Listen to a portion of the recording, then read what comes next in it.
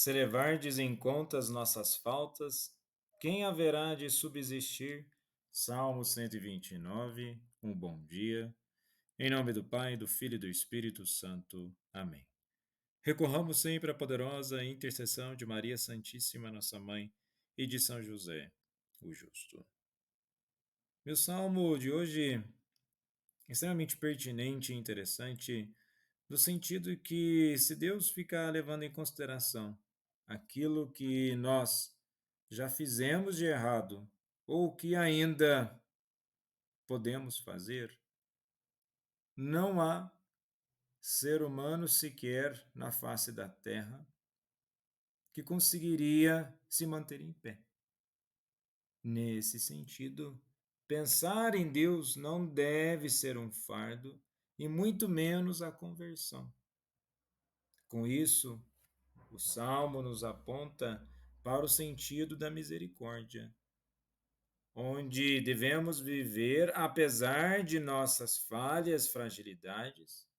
O caminho da conversão é não mais retornar às falhas antigas, olhar para frente com determinação na esperança e na confiança da misericórdia de Deus.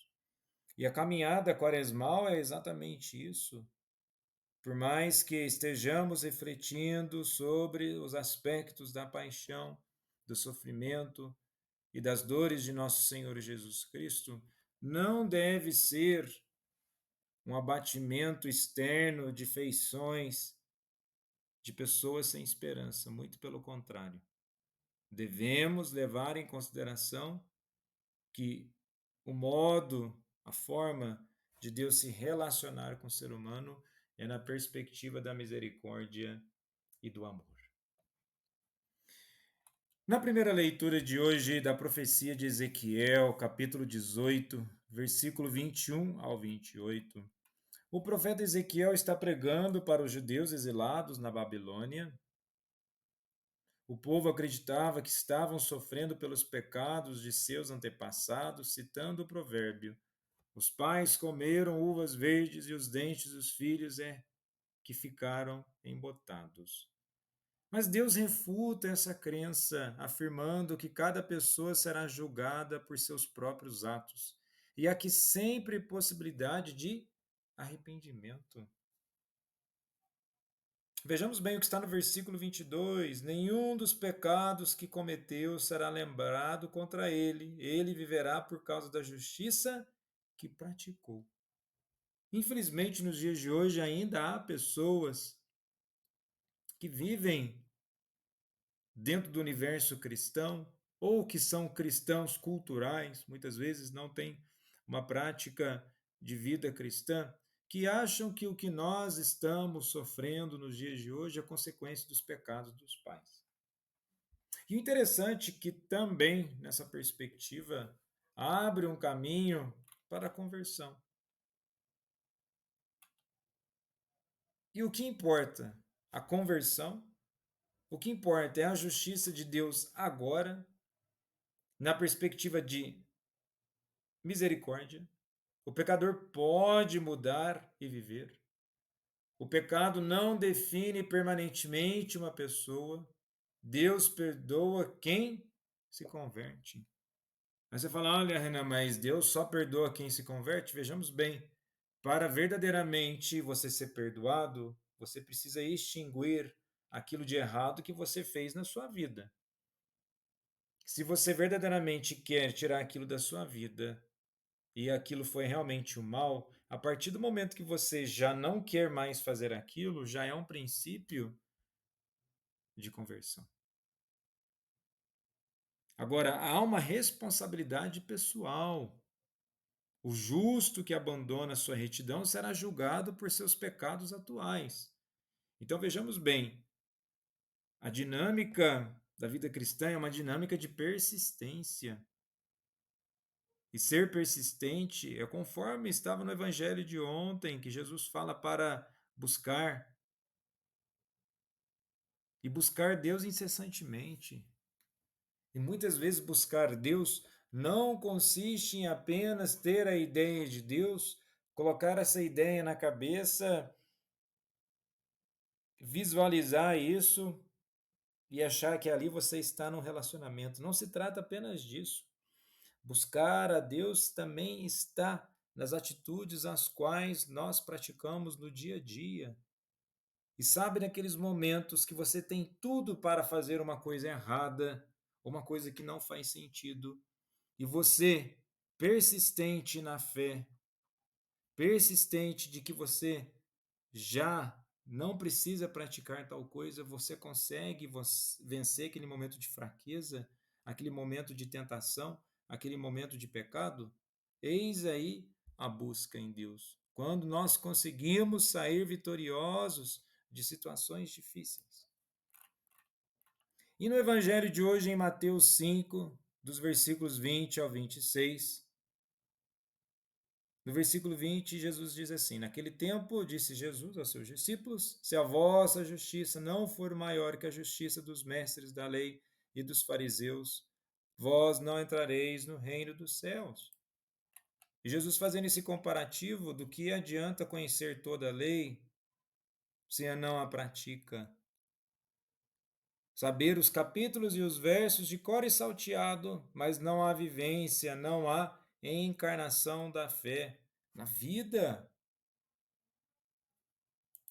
E o interessante do que Jesus coloca nessa prática, ele diz assim: Vós ouvistes o que foi dito aos antigos: Não matarás. Quem matar será condenado pelo tribunal. Eu, porém, vos digo: todo aquele que se encoleriza com seu irmão será réu em juízo. Quem disser o seu nome ao seu irmão patife será condenado pelo tribunal. Quem chamar o irmão de tolo será condenado ao fogo do inferno. Portanto, quando tu tiveres levando a tua oferta para o altar e ali lembrares que teu irmão tem alguma coisa contra ti, deixa a tua oferta ali diante do altar e vai primeiro reconciliar-te com teu irmão. Ou seja, devemos sim manifestar todo momento o culto a Deus, apresentando ofertas ao altar, mas vejamos que a vida em fraternidade, ela deve também estar bem estabelecida. E aí vem a pergunta: como podemos manter relacionamentos pacíficos com os outros? Vejamos que após a queda em Gênesis 3, Deus profetizou a discórdia que ocorreria nos relacionamentos humanos. A esposa desejaria controlar seu marido e o marido tentaria dominá-la, conforme está no versículo 16 de Gênesis 3. E essa fratura no casamento se espalharia para todos os relacionamentos. Na verdade, em Gênesis 4, vemos o primeiro assassinato, quando Caim matou seu irmão Abel. Paulo ensinou que o ódio, discórdia, acessos de raiva, dissensões e facções são parte da natureza pecaminosa, conforme está em Gálatas 5, versículos 20 ao 21.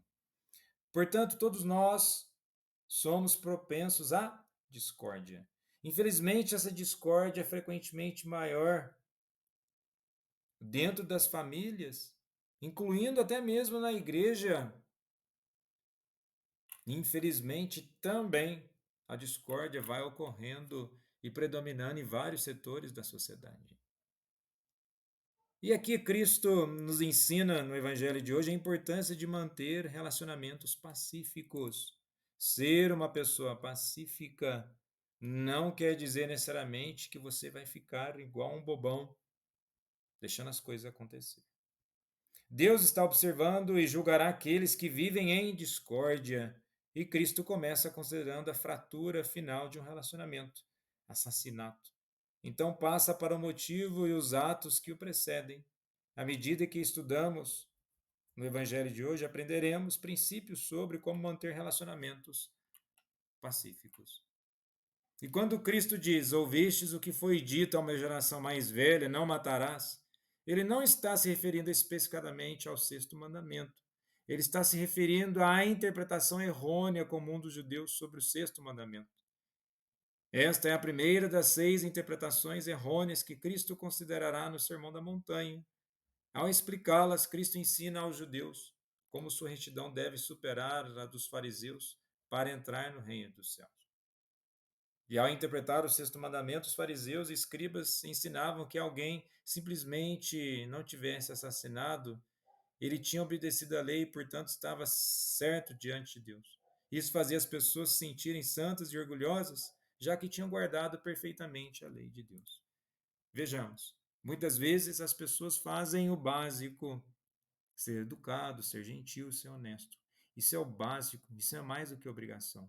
O que Cristo nos convida é para que possamos verdadeiramente intensificar a nossa busca pela santidade e resolvermos as nossas discórdias do dia a dia. Jesus, manso e humilde de coração, fazei o nosso coração semelhante ao vosso.